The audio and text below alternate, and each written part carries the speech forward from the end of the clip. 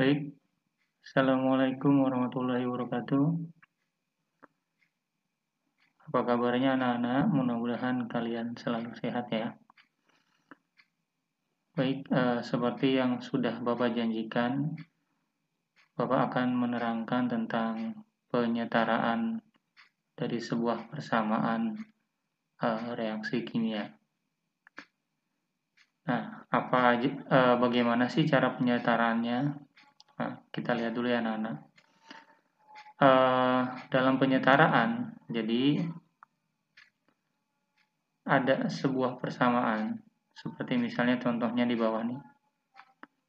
Ini ada persamaan C2H5OH ditambah O2 menjadi CO2 plus H2O. Coba perhatikan apakah sudah sama jumlah unsur di bagian ruas sebelah kiri tanda panah dan sebelah kanannya. Kita ambil salah satunya saja, misalnya karbon. Kalau kita lihat karbon di sini di sebelah kiri ya, ini ada 2. Kalau kita lihat di sebelah kanan karbonnya hanya 1. Artinya karbon di sebelah kiri ini lebih banyak dibanding setelahnya. Kemana hilangnya? Sebenarnya tidak hilang ya anak-anak ya. Cuma memang ini belum disetarakan. Bagaimana Pak biar jumlah ruas sebelah kiri dan ruas sebelah kanan dapat sama gitu ya. Nah, ini langkah-langkah untuk penyetaraan reaksi. Yang pertama, tulis persamaan reaksi yang belum setara. Lalu reaksi di sebelah kiri dan produk di sebelah kanan ini tanda panah, tanda anak panah ya. Jadi ini kita tulis semuanya. Terus kita beri koefisien dengan menggunakan persamaan matematik, maksudnya dengan memberikan variabel. Variabel itu berupa huruf ya anak-anak. A, B, C, D, E, bisa X, Y, Z gitu ya. Nah di sini kita pakai A, B, C saja. Untuk mempermudah, jadi kita gunakan 3 variabel saja kalau misalnya unsurnya ada 4. Ini unsurnya ada 1, 2, 3, 4. Maaf, senyawanya ya. Senyawa dan unsurnya ini ada 4 gitu.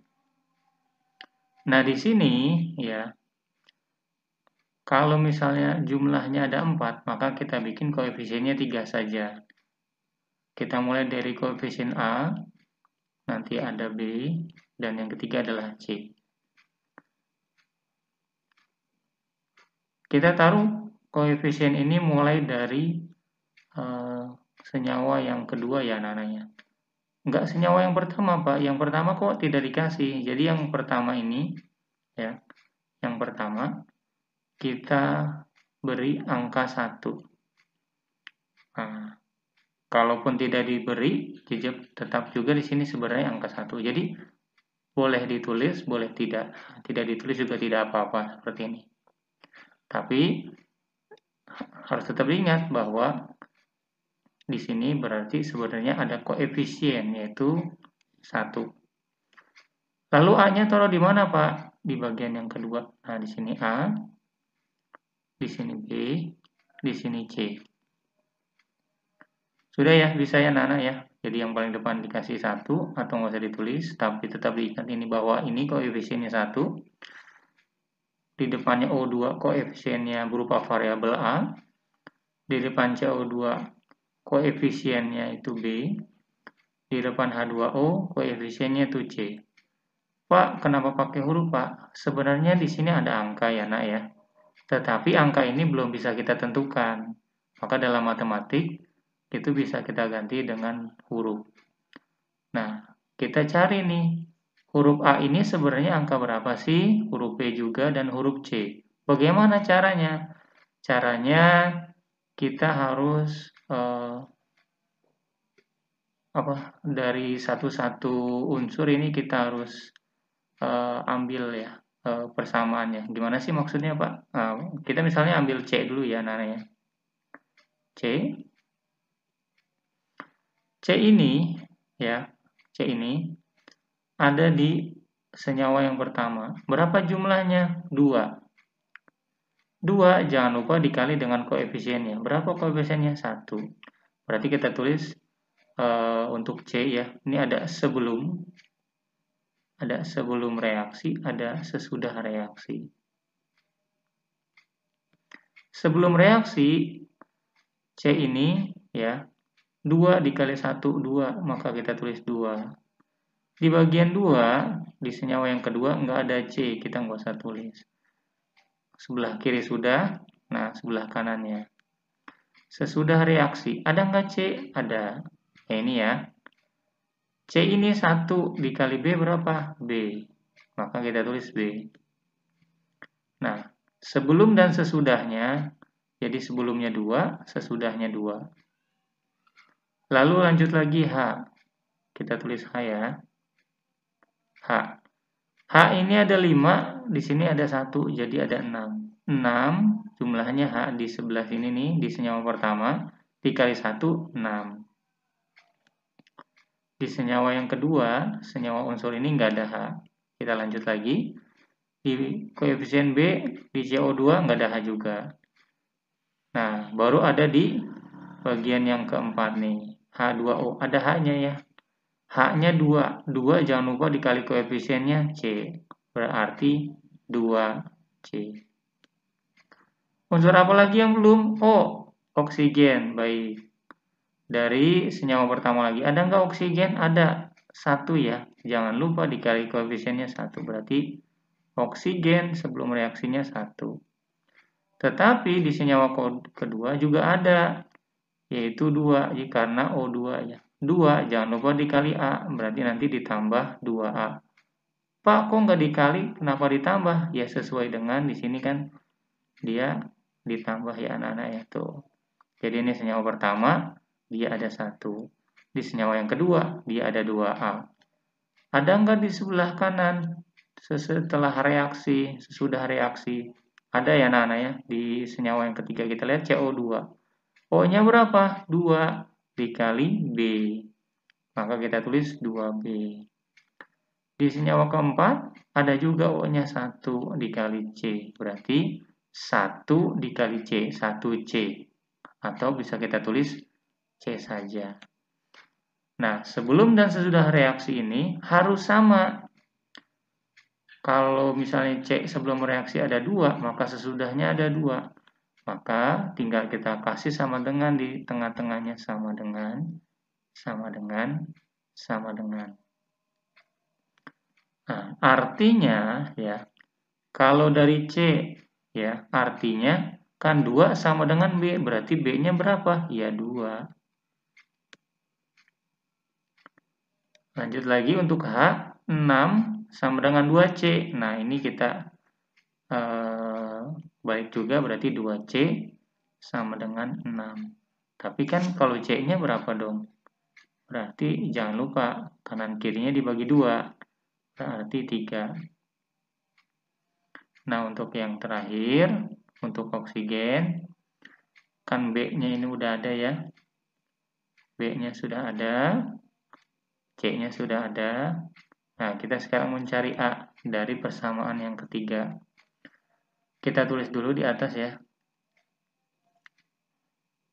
1 plus A, maaf, plus 2A sama dengan 2B plus C. Nah, bagian B dan bagian C kita substitusi. Apa substitusi? Kita ganti. Kita ganti B dengan angka 2, kita ganti C dengan angka 3. Kita ganti B. Mana B? Ini B. Ini B ya. Angka 2, B-nya 2. Ini dalam kurung ya Nana ya. Plus, nah C-nya diganti 3 nih. Kita ganti 3. Ini 1 plus 2A. 2 dikali 2 berapa anak-anak? 4. 4 tambah 3 berapa? 7. Baik. Jadi 1 plus 2A. Nah, ini kan 1 ya. Kita pindah. Karena dia positif, otomatis kalau pindah jadi negatif ya. Jadi 2A sama dengan 7 min 1. Berapa 7 min 1? 6. Berarti 2A-nya itu 6. Nah, berarti A-nya berapa? Tinggal dibagi 2 kanan kiri berapa? 3. Maka kita bisa ganti koefisiennya ini semua dengan A-nya 3, B-nya 2, C-nya 3.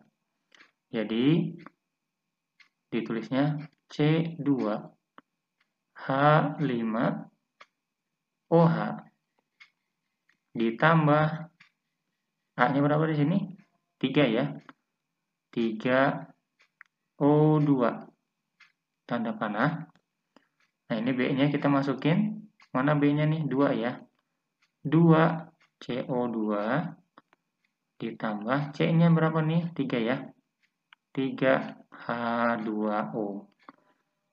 Udah selesai.